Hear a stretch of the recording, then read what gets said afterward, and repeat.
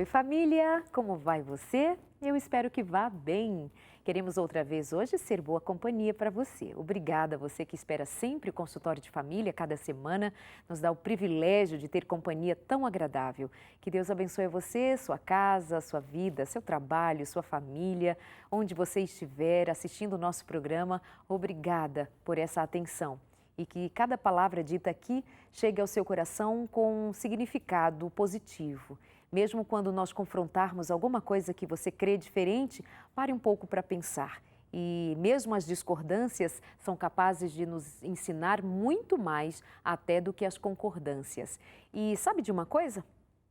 Vou te dizer, às vezes nós concordamos demais com o nosso próprio eu. Nunca confrontamos. Tem gente que sempre se acomoda no seu jeito de viver e nunca para pensar que, por conta do seu jeito intocável, sempre cheio de razão, sempre cheio de boas qualidades, tira a possibilidade de parar e pensar que, na hora dos conflitos, a responsabilidade não é só dos outros.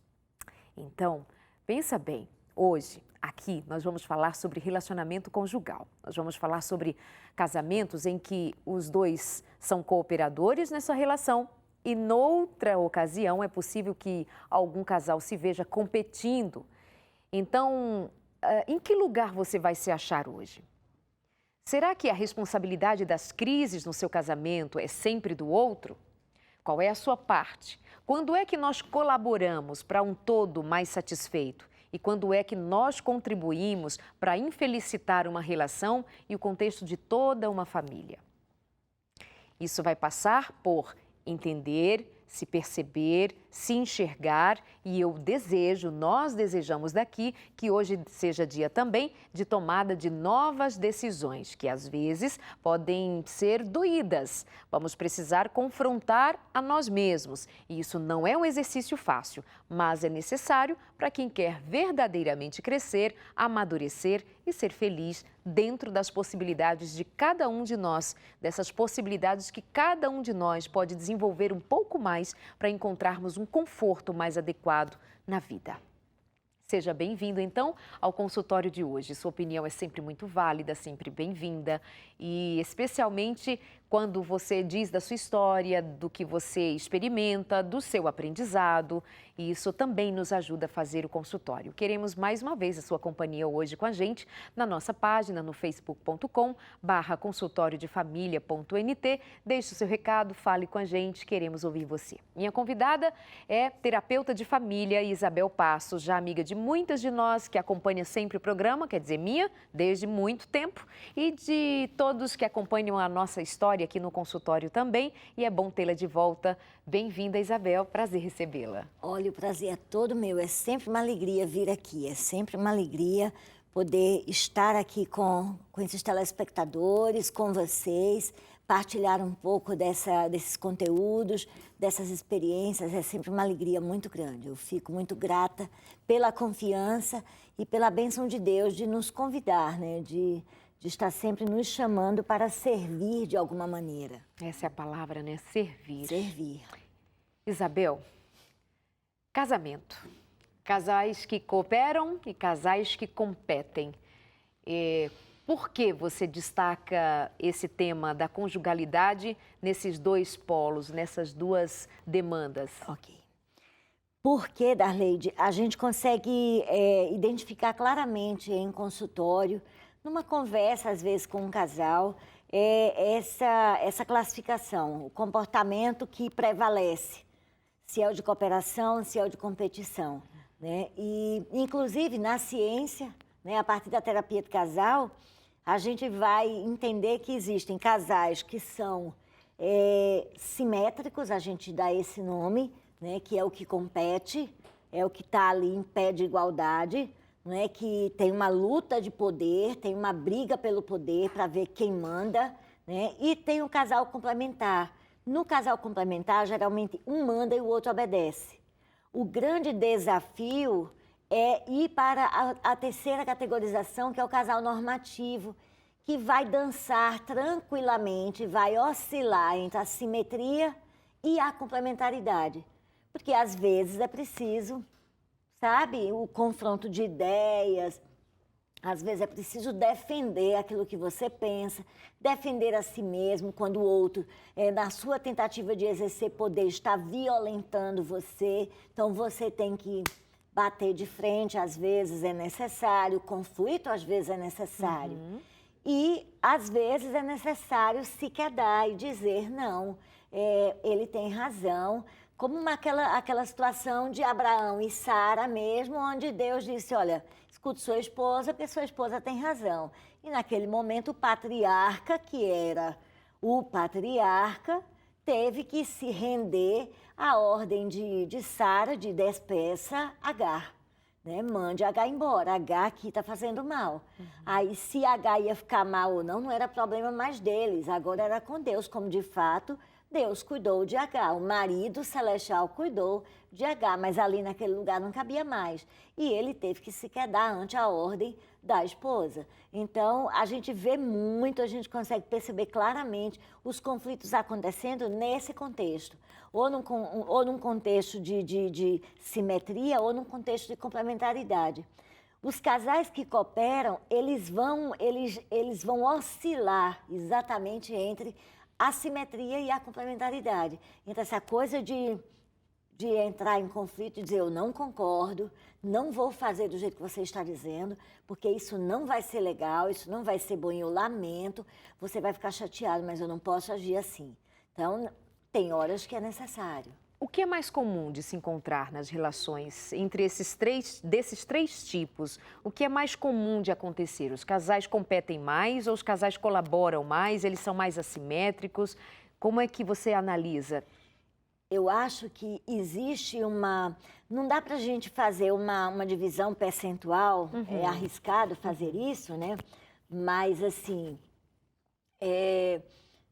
dá para perceber que existe a presença daquele que compete, daquele que briga, que é simétrico, mas existe a presença daquele que é complementar.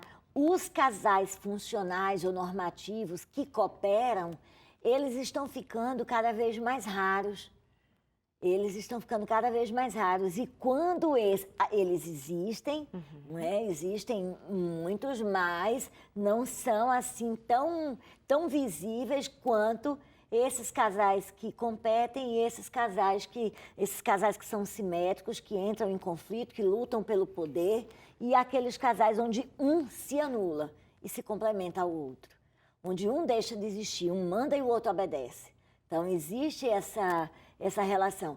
E, inclusive, é importante falar, Darleide, que no caso da complementaridade, por mais que tenhamos uma cultura machista e que a gente veja esse domínio e esse comando muito mais no masculino do que no feminino, mas isso não faz com que não exista o comando no sexo feminino, onde com que não tenha homens complementares, comandados, anulados, que deixam de existir em prol da existência do outro. Porque ele só existe se o outro autorizar que ele exista. Se o outro não autorizar, ele vai continuar ali. E isso é muito destruidor, é aquilo que a gente chama de figura paterna ausente, de figura paterna fraca. Não é só ausente fisicamente, ele está ali, mas ele não se posiciona. Ele está ali, mas ele não consegue ter voz. Então, ele não é visto, ele não é ouvido. A mulher é quem comanda, a mulher é quem decide. Né? Então, existe também essa realidade.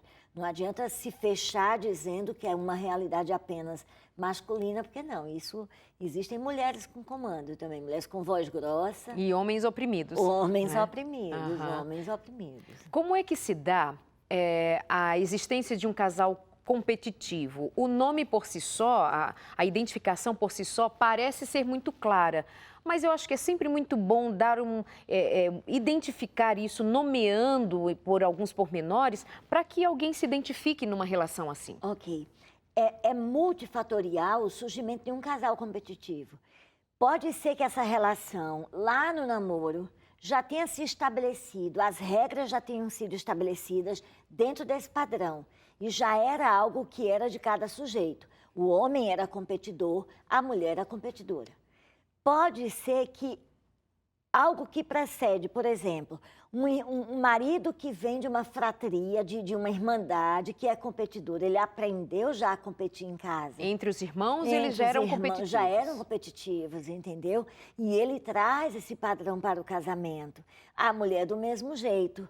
Ou às vezes a mulher até não tinha uma fratria competidora, mas quando ela vem para esta relação, onde o homem ele começa nesse movimento e aí estabelece esse padrão, ela, para se defender, ela entra também numa competição. Ao dizer de uma pessoa competitiva, numa relação, especialmente vai ser aquela pessoa que quer ser a última palavra sempre, que quer ter a sua opinião validada sempre, a sua voz ouvida sempre. É esse tipo de gente? Darleide, é muito mais...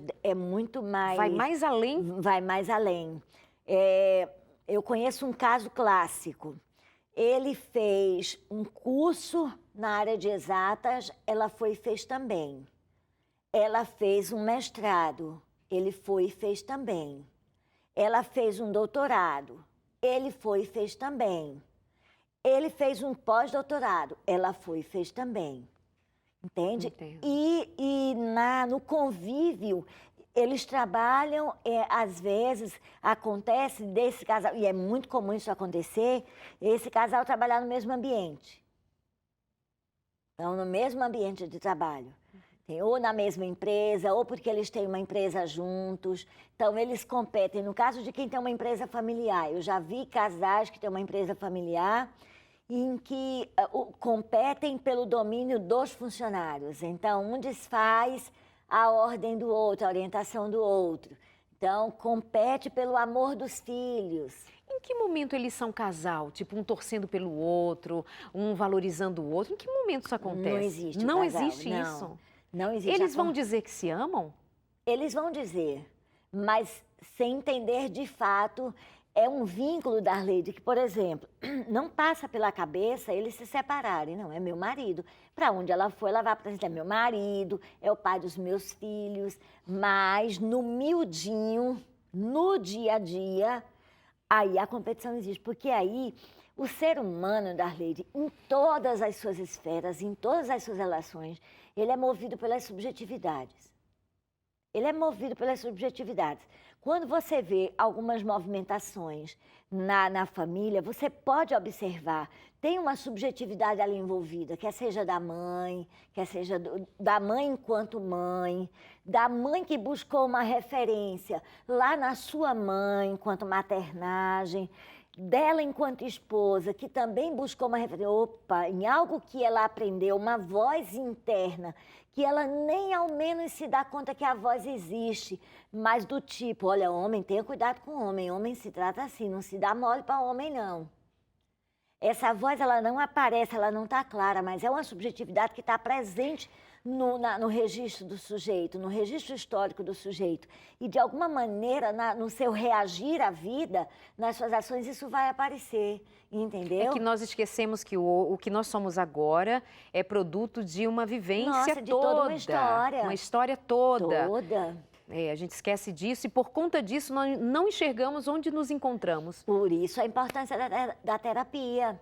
A terapia faz essas identificações. A terapia te leva para essa reconstrução da história. O que é a terapia se não contar e recontar a história?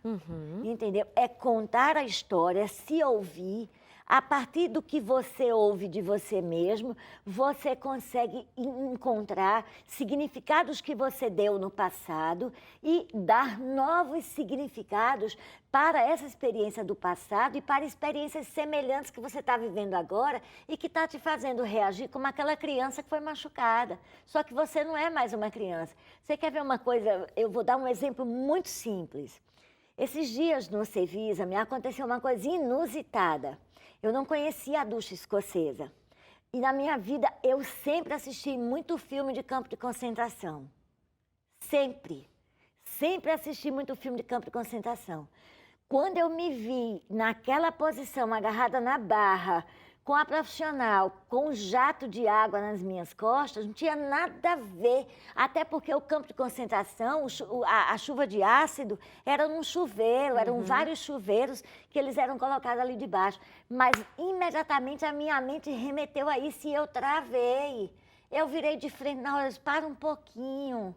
Espera um pouquinho, para poder eu racionalizar e entender ali, não era um campo de concentração, eu não era uma judia e eu não estava vivendo aquilo, entende? Porque é assim que a nossa mente funciona, entendeu? Ela remete, ela te coloca num lugar, lá num lugar de trauma, num lugar de dor, num lugar de algo que te marcou, entendeu? E aí você reage agora, 20, 30 anos depois do que aconteceu, como se você estivesse vivendo aquele momento. Quantas vezes acontece no casamento, por exemplo, voltando aqui para a história da competição e da complementaridade, quantas vezes acontece de uma mulher reagir ao argumento do marido como quem reage a um pai que ditou o que ela deveria fazer a vida inteira? É como alguém que agora está dando um grito de liberdade negando. Ou como alguém que viu a mãe, não foi tratada assim pelo pai, mas viu a mãe passar por isso e agora num processo de negação, ela reage. Era uma mãe que talvez não competia, era uma mãe que talvez não reagisse, mas aquilo incomodava ela de tal forma que trouxe ela para esse lugar. Ela agora reage, entende? Ela reage, por isso a gente precisa verificar o nosso registro mental, a nossa memória afetiva, o nosso registro histórico, as experiências que a gente viveu. Porque quando você casa dois mundos, você casa duas histórias. Você precisa se conhecer. Você precisa se perguntar por que você está agindo daquele, por que eu estou agindo daquele jeito? Por que o que o outro está me dizendo está me incomodando tanto? Sabe? O que é que tem meu? Eu fiz uma pergunta a uma paciente essa semana, não. Esses últimos dias lá em Petrolina, eu perguntei, vem cá, de tudo que você está trazendo de queixas do seu marido, o que é que de fato é dele? Porque estava claro para mim, Darleide, que as queixas que ela trazia do marido não eram dele, eram conteúdos dela.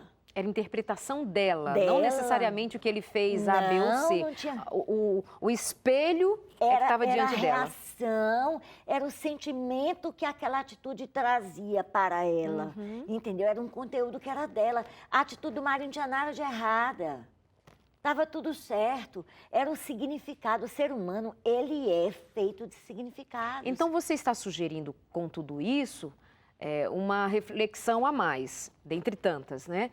Que é assim, provavelmente a crise que você está vivendo, a crise conjugal que você está vivendo, talvez tenha mais a ver com você do que com aquilo que é do outro. Que a provocação que você está lendo nessa cartilha conjugal não foi o outro quem escreveu necessariamente, foi você quem escreveu. E naquilo que ele escreveu tem a sua interpretação. Isso me põe num lugar assim de uma alta responsabilidade de mim mesma.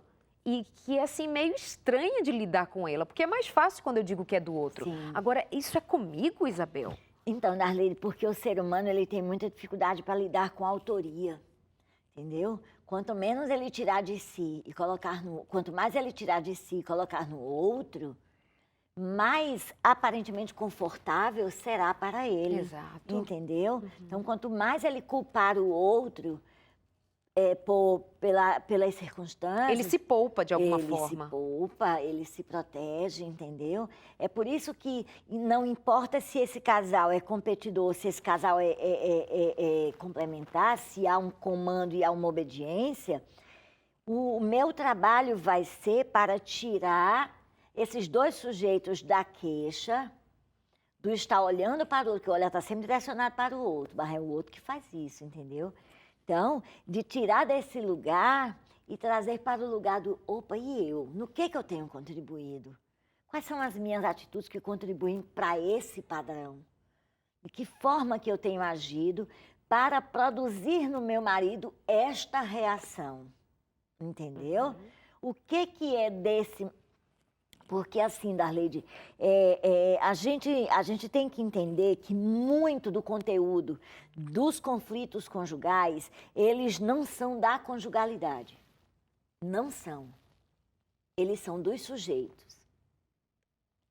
Só dá para saber que eu tenho uma conjugalidade problemática depois que eu enxugo o conteúdo dos indivíduos.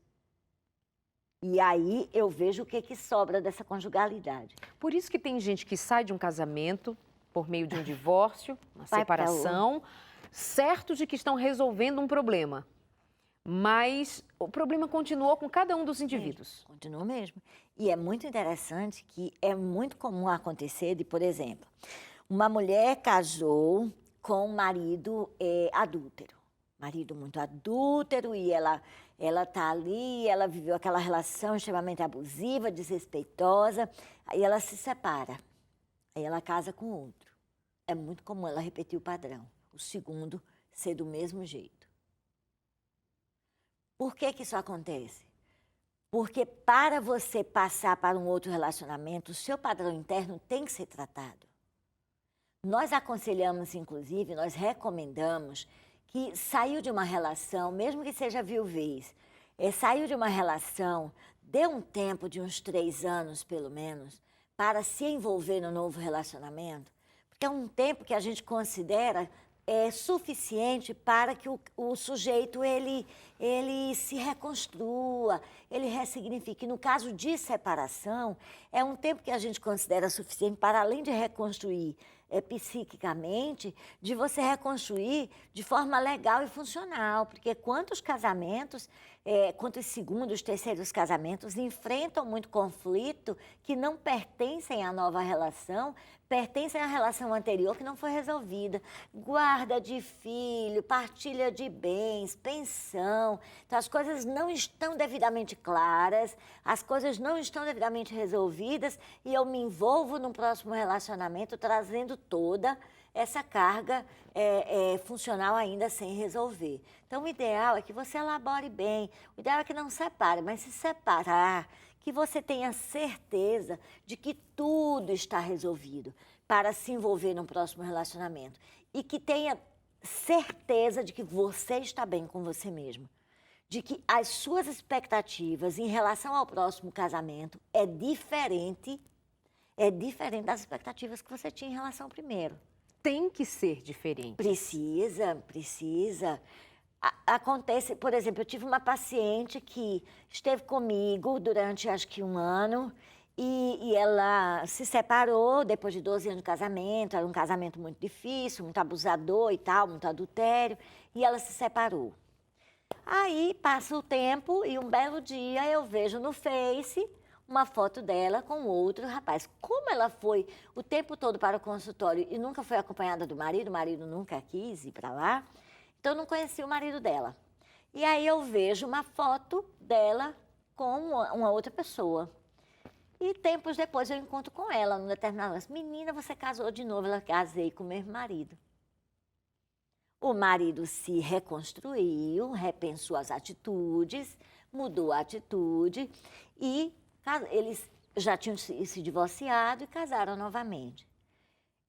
É importante esquecer completamente a palavra reconciliação. Não houve reconciliação. É preciso tirar esse conceito. Não foi uma restauração de um casamento. Tem que esquecer esses 2 conceitos. Ela casou novamente com uma outra pessoa, porque ela é uma outra pessoa. As regras são outras, as expectativas são outras, os padrões mudaram. Ela já não autoriza mais, hoje não cabe mais na vida dela o marido que ela tinha anteriormente. Então, se ele voltar para esse padrão, o vínculo corta. Porque não há mais lugar, é um novo relacionamento. Porque ela aprendeu a identificar a fragilidade que ela tinha antes, ela se fortaleceu, ela se reencontrou num novo papel e aquele papel de antes, de adúltero, que ele assumiu durante tanto tempo, agora não cabe mais nesse roteiro de vida, não cabe mais. Não cabe. Então, o que você está dizendo para nós é, em vez de esperarmos do outro, as mudanças do outro, muda você, se encontra você e o que tiver que acontecer, vai acontecer dentro dessa nova história. Seja capaz, tenha uma clareza dos sentimentos e das suas necessidades emocionais de tal forma que você tenha condições de ser assertiva com o outro e dizer, olha, para mim, só dá se for assim. Se nós não entrarmos dentro desse padrão, não é dizer, olha, eu só continuo com você se você mudar. A questão não é essa. Eu só continuo com você se você agir de uma outra forma. Não, o discurso não pode ser esse. Você pode até querer e precisar que isso aconteça. Mas o discurso precisa ser para que o outro compreenda e para que seja justo para a relação e realmente terapêutico. Então, você tem que ter a clareza de dizer, olha, para mim, eu entendo o casamento dessa forma. Eu não estou agindo assim com você e você não está agindo assim comigo. Nós estamos nos machucando. Eu não estou lhe fazendo feliz e você não está me fazendo feliz. Para que a coisa flua, para que a gente consiga viver com tranquilidade e com saúde, as coisas têm que funcionar assim. Você está disposto, eu estou disposta a fazer as mudanças em mim. Não estou pedindo que você faça as mudanças em você. Eu estou disposta a fazer as mudanças em mim. Mudar é uma decisão sua, mas eu entendo que precisa ser dessa forma. Sabe? Então é preciso, e às vezes, de ser coisas tão... Porque é impressionante como os casais tensionam, e é importante falar, não de casais que brigam, aquelas brigas intensas e graves, mas a gente está falando aqui de casais que entram em conflito muito rápido. Gente, é preciso levar em conta que as pequenas coisas você pode mudar sem precisar falar para o outro. Opa, gostei disso aí. Entendeu? Bem interessante. Vamos para o intervalo e na volta a gente continua desse ponto. Nem sempre vai ser necessário o diálogo, como tão sugerido, como tão necessário em muitas situações, mas às vezes a gente quer levar muita questão para jogar na roda, na conversa e resolver, e tem que ser no diálogo. E aí eu quero entender bem o seu ponto de vista a respeito de que nem sempre é necessário falar. Como que outras mudanças podem acontecer a partir disso que já ficou tão claro, da necessidade das nossas mudanças acontecerem e serem vistas e práticas. Intervalo rapidinho, nós já voltamos esperando você. Até já.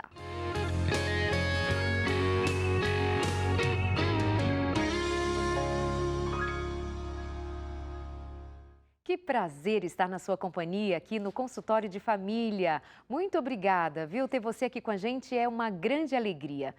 Por isso, nós queremos sempre oferecer a você o melhor. E temos uma coisa que consideramos muito boa para te entregar, prontinho.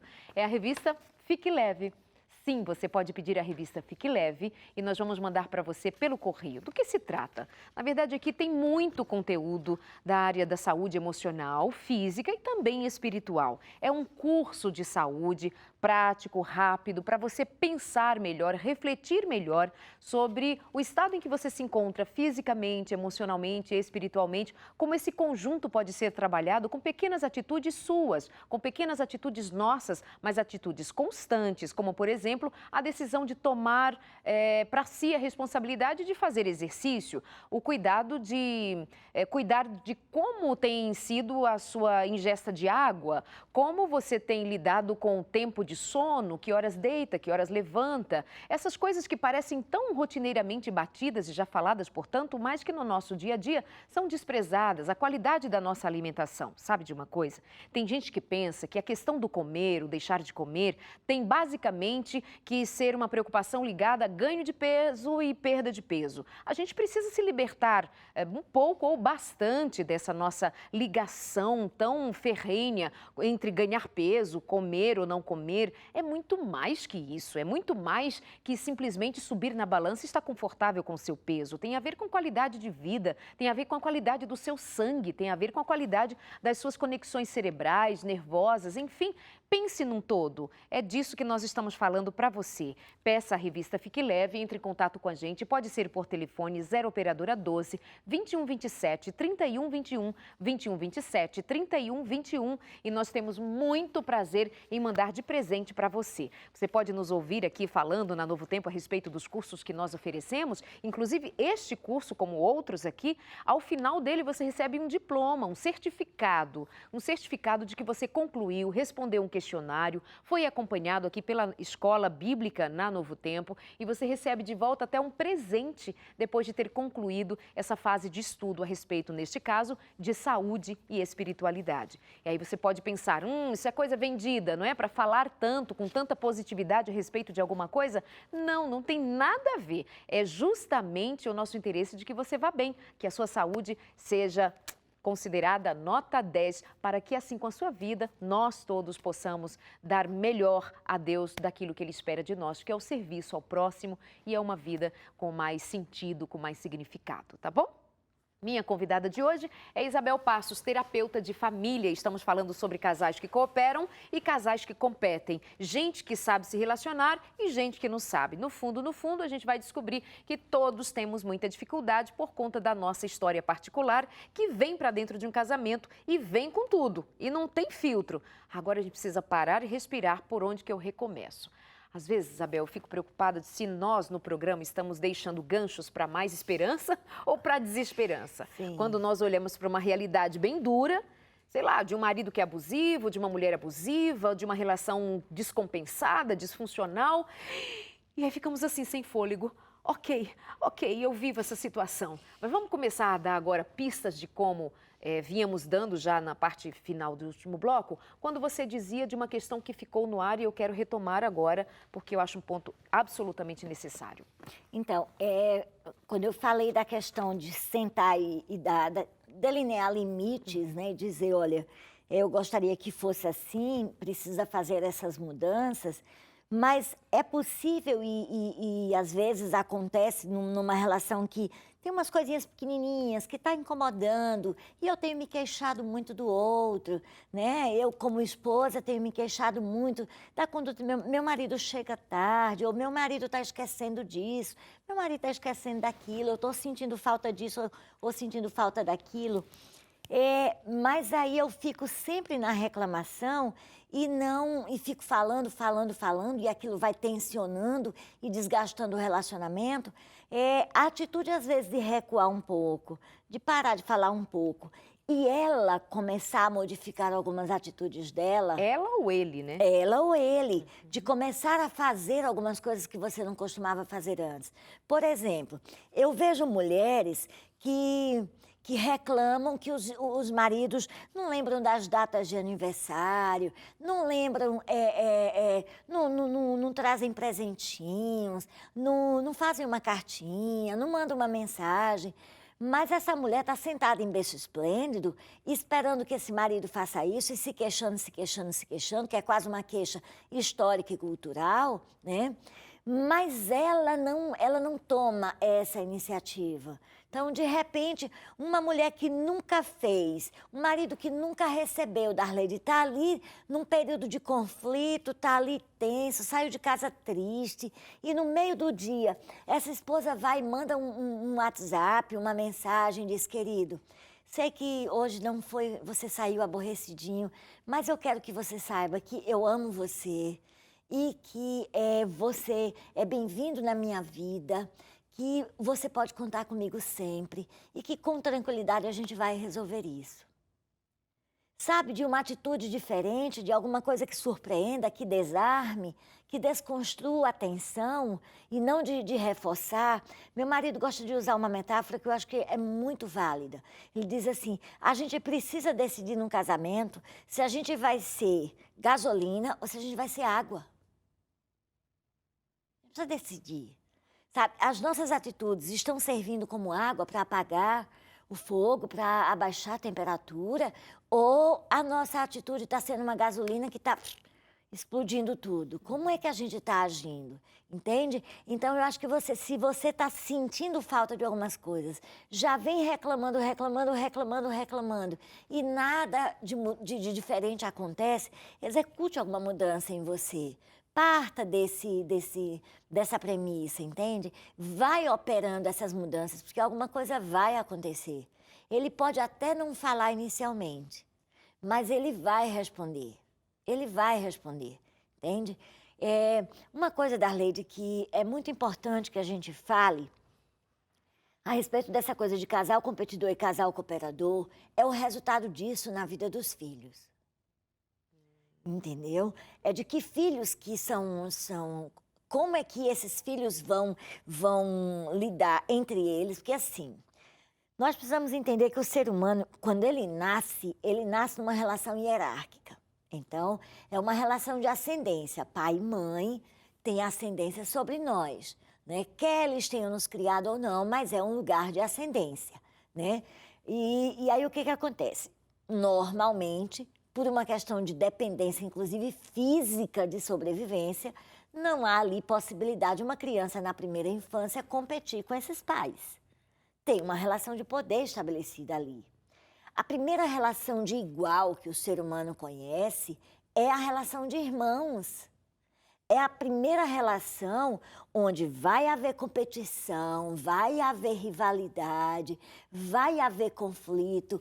Ele vai se sentir à vontade para discordar da ideia, para dizer eu não quero isso, ou então você quer isso, eu também quero, entendeu? Então é a primeira relação onde isso acontece. Quando tem irmãos, né? Quando tem irmãos, né?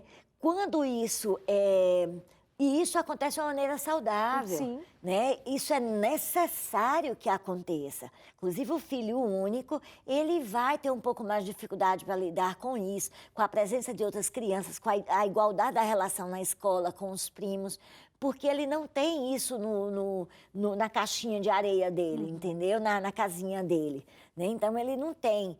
Mas o que acontece? Muitos pais desenvolvem o padrão de competição entre si tão forte que essa competição que é normal aí na primeira infância, que vai se acalmando à medida que eles vão crescendo e vão se acostumando, porque cada um vai tendo um lugar na vida do outro, começa a se estender aí para a adolescência e ficar de maneira muito intensa. Eles competem por comida, eles competem por brinquedo, e quando é na adolescência, competem por namoro. Entende? Competem por trabalho. Não vão ter... É possível que não tenham dificuldade nenhuma em passar rasteirão no outro. Entendeu? Para se destacar mais. De reagir de uma maneira completamente satisfeita porque o outro conseguiu ir mais longe. Aí vamos considerar que se nessa família nós temos aí um universo de profissões que são diferentes no que diz respeito ao destaque social e à questão do ganho financeiro, isso fortalece muito essa subjetividade que está aí presente. Então, é preciso cuidar dessa relação, porque a competição entre o casal não fica entre o casal. É algo... Ela extrapola. A irmã White, ela é muito dura quando ela diz que ela, coitadinha, ela, sem estudar, vivendo no século, há quase 2 séculos atrás, ela falou de algo que a gente estuda hoje, a transgeracionalidade, de algo que vai passando de uma geração para outra. E ela ainda diz algo duro, a cada geração se torna pior.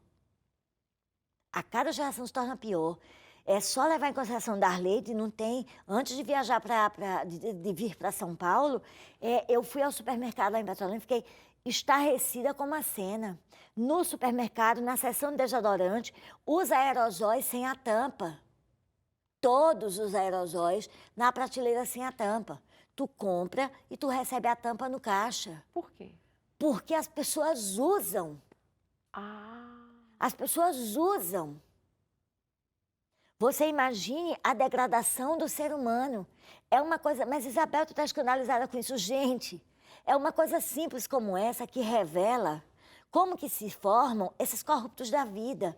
E são essas pessoas que utilizam o desodorante, que é algo que ele não pagou, ele usa e coloca lá de volta, que critica os corruptos. Mas se ele estivesse lá no lugar, ele faria a mesma coisa. Porque o ser humano está se degradando. Se o ser humano está se degradando individualmente, dentro de um casamento, degradação. Degradação. Na mesma medida. Degradação. Corrupção conjugal na mesma medida, jeito. emocional na mesma medida. Do mesmo jeito, entendeu? Eu já vi situações entre fratria, entre irmãos, coisas de primeira infância e juvenil, um juvenil espertinho, com espírito de liderança, e que os pais não monitoravam essa relação, explorar mesmo os outros. Em termos de trabalho, a mãe pedia alguma coisa para ele fazer. Ele manda o outro irmão. Ele manda o outro, entendeu? Se tu fizer, eu te dou isso, entendeu? Então, vai fazendo. São coisas, mas isso é besteira, isso acontece no meio de qualquer criança, mas isso precisa ser avaliado, isso precisa ser acompanhado. A gente não pode ir banalizando e levando as coisas como bobagem. A gente não sabe onde isso vai desaguar, é como que isso vai crescer, é por que esse menino está agindo assim, o que está movendo, que sentimento que está movendo esse menino para agir dessa forma, para querer manipular. Então, às vezes a gente vai achando que é bobagem e na relação conjugal acontece. Por que a competição cresce? Porque muita coisa você vai achando que é. Agora, Isabel, como é que um casal vai se ajustando, então? Então, eu vou destacar 2 dos pontos trazidos já por você. Nem tudo precisa ser conversado, nem tudo, é isso? Nem tudo, para não ser desgastante, sem que antes você faça uma revisão das suas próprias atitudes, das suas próprias maneiras, para provocar um outro tipo de reação, já que falar já não deu certo tantas vezes? Eu diria, Darleide, eu não quero colocar que nem tudo, fazer essa afirmativa tão fechada de que nem tudo precisa ser conversado, porque ela é perigosa. Eu não sei como que isso vai chegar em quem está nos vendo. Explique. Mas é importante que o sujeito, antes de levar, entendeu? Antes de levar para o outro, que ele se avalie e veja por que ele está querendo levar. E naquela queixa, naquela reclamação, o que tem dele e o que tem do outro, entende? O que de fato é do outro, entende? Se de repente você não está incomodado e reclamando há tanto tempo, mas, poxa vida, há tanto tempo que eu falo de fulano, mas eu poderia... Acho que se eu agir desse jeito, eu acho que vai melhorar, sabe? De antes de tensionar, repensar. Não é esconder, não é empurrar para debaixo do tapete, é só avaliar o conteúdo e ver realmente o que é seu, o que é do outro, o que é do relacionamento, entende? É só uma questão de bom senso, de prudência na fala. Outra coisa que eu acho que é extremamente importante, não fale na hora que você está com raiva, não fale na hora que aconteceu, que você está movido pela emoção. Deixa aquela chateação passar, amadureça, deixe o período de maturação acontecer, da chateação, do aborrecimento. Quando você perceber que aquilo já desanuviou, já aliviou, que você já está dona dos seus sentimentos, aí você, na racionalidade, você chama e conversa. Porque no casamento, se você chamar para conversar movido pela emoção, só vai ter embate. Só vai ter embate, porque os dois vão brigar pela razão. Então, tem muito casal que vive emocionado. Tem muito casal. Baseado só na emoção, exatamente, né? Porque tenta resolver a partir da reatividade. Não avalia, não analisa, entende? A gente precisa colocar os nossos sentimentos, passar os nossos sentimentos pelo crivo da racionalidade. Antes de você falar, avalie que sentimento está lhe levando para falar. E movimento difícil, né? Um sinal de maturidade. Sim. Muito significativo, mas é muito difícil, porém não impossível, não é? Jesus diz, aprendei de mim, sim, então tem jeito de aprender, especialmente com ele, e processo terapêutico, enfim. mas ser reativo está no humano, né? Está no ser vivo. Tá. Tocou, reage. E na realidade você percebe que a reatividade, essa coisa de agir, não agir diante da vida, mas reagir a ela, faz diferença entre um sujeito maduro ou imaturo? Maduro ou imaturo, mas mais do que isso. Bem resolvido e que consegue alcançar grandes coisas, e aquele que não consegue andar muito. Seguros e inseguros. Porque você gasta uma energia muito grande emocional reagindo à vida. E para reparar, você gasta uma energia reagindo e depois para tentar reparar ou para tentar manter a tua reação, porque ainda tem o orgulho, que pode fazer você manter ali com aquela opinião ainda em voga. Exatamente. É muita energia, é muito cansativo. Que preguiça que dá de ser gente. É muito cansativo.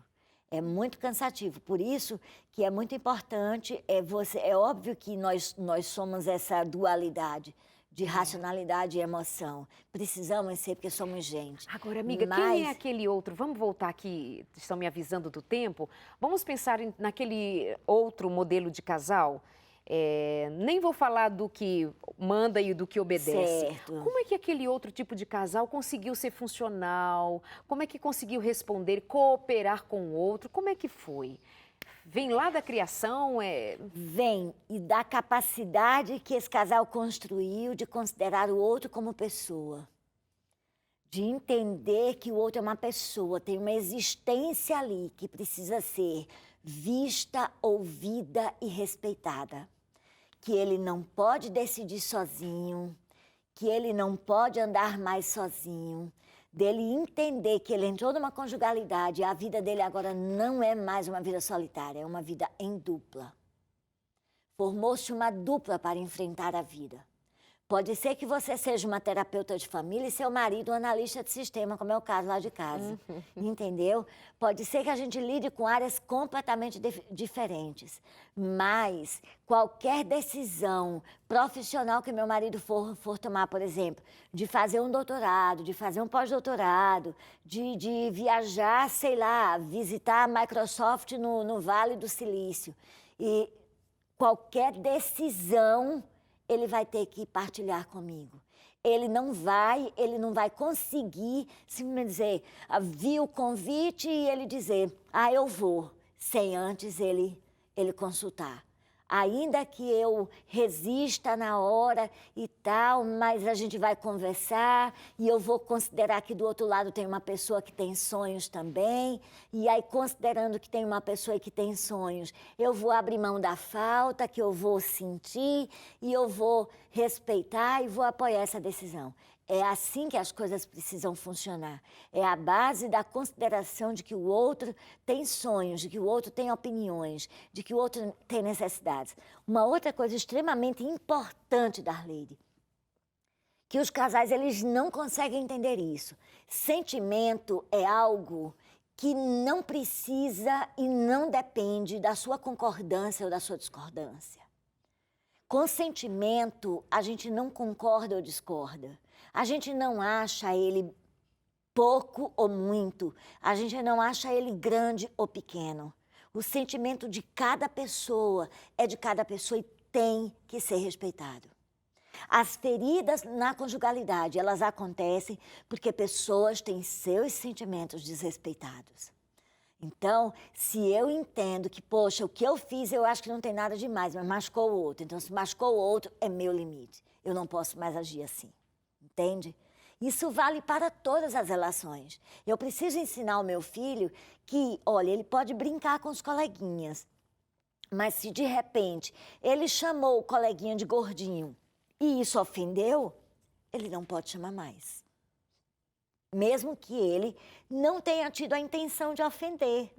Mas não importa. É preciso considerar que uma pessoa, na hora que é atropelada, o sujeito que atropelou, ele pode chegar lá, chorar, se lamentar, o cara está lá morto. Pode chegar lá, se lamentar, chorar e dizer, eu não tive a intenção. Isso não vai mudar nada. Não muda nada do que aconteceu. A pessoa morreu, machucou. É o caso de sentimento. Então, se eu me preocupo de como que o outro vai se sentir com o que eu vou fazer, então esse casal vai ser cooperador. Esse casal não vai passar por cima. Querida, o que você acha? Ou chegar, Darleide, e dizer assim, olha, eu vi que o que eu fiz te machucou. De uma próxima vez, como que você gostaria que eu fizesse? O que você espera? Como que você gostaria que eu agisse? De estar nessa disponibilidade, nessa generosidade na conjugalidade. É o que tem faltado. É o que tem faltado. É você estar disponível para fazer o outro se sentir bem consigo mesmo e com você, se sentir respeitado, entende? Então, se você tem seu sentimento respeitado, vai fluir. Vai fluir. Se você só olha, eu não entendo por que mulher precisa de flores. Na minha cabeça, eu trabalho, eu dou tudo, do bom e do melhor. Eu viro noite trabalhando e ela reclama porque não recebe flores. Querido, não tente entender, é uma necessidade afetiva feminina. E qual uma necessidade do homem que a mulher também não entende, Pronto, que deveria entender, querida? Pronto. Eu atendi um casal que foi assim um presente. De vez em quando Deus me manda uns presentes para o consultório. E ele me mandou um casal com 45 anos de casado. Primeiro que já é uma coisa muito inusitada, um casal com 45 anos buscar uma terapia de casal. Verdade. E esse casal buscou. E eu achei tão lindo, porque eu consegui fazer essa esposa que viveu numa família onde a mãe era subserviente demais ao marido. O marido abusava dessa esposa nesse sentido. Então, ela entendeu que servir ao marido era algo que mulher nenhuma deveria fazer. Marido tem mais aqui na mesa, tem mais aqui na cozinha fazer seu prato, que se vire e tal. E o marido um dia chegou do trabalho, sentou na cama e pediu a ela que desabotoasse a sandália dele. E ela se sentiu muito ofendida. Ela se sentiu muito ofendida. E como assim? Ele quer que eu seja escrava dele? E foi todo um trabalho terapêutico para fazer essa moça entender, essa senhora entender, que na realidade não. Tudo que ele estava querendo era ver a mulher cuidar dele. Darleide, em março eu faço 25 anos de casada. E todos os dias, exceto os que eu estou fora de casa, mas os que eu estou fora de casa, um dos meus filhos substitui o meu papel. Mas todos os dias meu marido toma café na cama. Eu não me sinto em absolutamente nada inferior a ele, nem ele me faz inferior a ele por causa disso, mas faz ele se sentir amado. Faz ele se sentir amado. É a necessidade, o marido tem necessidade de ser cuidado, de ser protegido. E isso não é humilhação para ninguém. Agora, fazer como expressão de carinho e não como obrigação, entendeu? É bom ter isso muito, muito bem diferenciado, como uma expressão de afeto, como algo que te dá prazer e que não faz o outro agir de maneira opressora sobre você, mas algo que dê ao outro uma sensação de amor, de acolhimento, de ele tem um lugar onde ele é insubstituível, entende? É isso. Com isso, vamos aprendendo a ser mais cooperadores. Cooperadores. Né? E importante saber que quando nós cooperamos para o bem geral, nós estamos incluídos nesse bem colhido, né? Recebido de volta. Vi há pouco tempo uma leitura que me fez pensar sobre como nós somos beneficiados quando nós servimos. Trazendo o contexto daquele momento em que Jesus multiplica pães e peixes para uma multidão de famintos, os discípulos distribuíram cestos e cestos de pães e peixes, aqueles alimentos foram multiplicados pela graça de Deus e aquelas pessoas ficaram satisfeitas, foram atendidas em suas necessidades de fome naquele momento, mas os discípulos que distribuíram com a bênção de Jesus, eles também foram alimentados. Então, não é só dar, é que quando dar também é beneficiado pela beleza que é compartilhar a bênção. Mas o problema é que nós temos novamente tudo que foi dito ao longo do programa e o que mais falta dizer, por falta de tempo não é possível, mas que tem a ver, o que será que fazia essa mulher pensar que ele a estava humilhando ao pedir que desabotoasse a sua sandália, não é?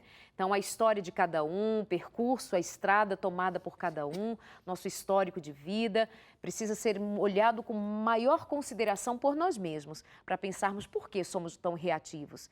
E assim nós vamos crescendo, aprendendo, mas que sejamos então cooperadores. Fique com essa palavra. Risca o competitivo e reforça. Quero ser uma esposa cooperadora, quero ser um marido ainda mais cooperador. Vou ensinar os meus filhos a cooperarem. Seremos uma família cooperadora para o nosso bem e para o bem dos que estão à volta, na escola, no trabalho, na rua, com os vizinhos. Cooperemos uns com os outros. E sabe que eu lembro que a palavra de Jesus diz assim, ó, que nós somos cooperadores de um edifício espiritual. Vamos construir essa história de fé? Um abraço e até a semana que vem aqui no consultório. Nós juntinhos querendo fazer famílias mais firmes e fortes e mais felizes. Um beijo e até lá.